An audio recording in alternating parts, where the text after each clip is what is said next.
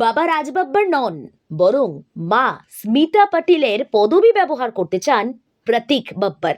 উপস, এখন তো আবার প্রতীক বাব্বার বলা যাবে না। আসলে অভিনেতা জানিয়েছেন তিনি তার মায়ের পদবি বহন করবেন। গত বছর ফেব্রুয়ারি মাসে বিয়ে করেছেন, কিন্তু সেই বিয়েতে সেভাবে উপস্থিতি দেখা যায়নি বাবার বাড়ির লোকজনদের। শোনা যাচ্ছিল প্রতীকের সঙ্গে নাকি মন কষাকষি চলছে তার বাবার বাড়ির লোকেদের। প্রতীক এবং তার স্ত্রী দুজনেই জানিয়েছেন তারা দাম্পত্য বেশ উপভোগ করছেন, অনেক কষ্ট করে এই জায়গায় পৌঁছেছেন। তাই যারা নেগেটিভ ভাবেন তাদের সঙ্গে সম্পর্ক রাখার কোনো মানেই হয় না।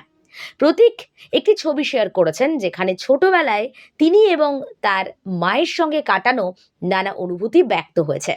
প্রতীক জানান তিনি তার মা স্মিতা পাটিলের নাম এবং তার ঐতিহ্যের সঙ্গেই পুরোপুরি যুক্ত থাকতে চান। প্রতীক লেখেন, আমার মনে হয় না অন্য কোনো নামের সেই ঐতিহ্যকে প্রভাবিত করা উচিত। যদি আপনি আমার কথা বুঝতে পারেন তাহলে বুঝবেন আমি আমার মায়ের নাম আর তার ঐতিহ্য অক্ষুণ্ণ রাখতে চাই। আমি আমার বাবার মতো নয়, আমি আমার মায়ের মতো হতে চাই। এটা আমার জীবনের এক নতুন অধ্যায়। অর্থাৎ প্রতীক বাব্বার আজ থেকে প্রতীক বাব্বার নন, তিনি প্রতীক পাটিল।